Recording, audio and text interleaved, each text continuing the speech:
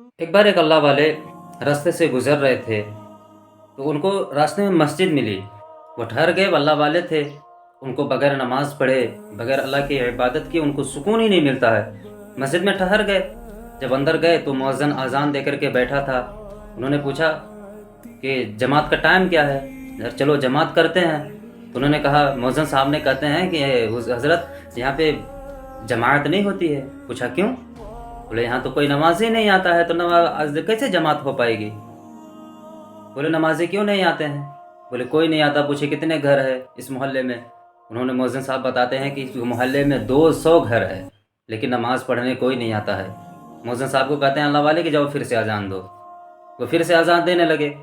جیسے اذان ختم ہوئی، تمام تر لوگ آ گئے مؤذن صاحب کے پاس اور کہنے لگے کہ آپ بار بار اذان کیوں دے رہے ہو؟ اذان تو ایک ہی بار ہوتی ہے، آپ نے 2 بار کیوں اذان دے دیا؟ تو مؤذن صاحب کہتے ہیں کہ میں نے خود سے اذان نہیں دیا ہے، بلکہ یہ حضرت نے اذان دلوائے ہیں۔ اب حضرت کے پاس بات آ گئی۔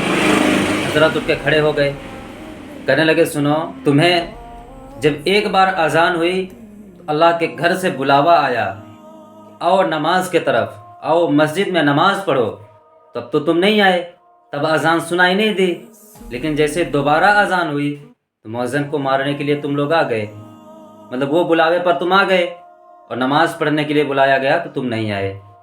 یہ معاشرے کے حال ہیں۔ آپ بھی اللہ کی عبادت کرو، ایک ہی بار جب اذان ہو تبھی مسجد پہنچ جایا کرو، یہ نہ انتظار کرو کہ 2 بار ہو تب ہم جائیں۔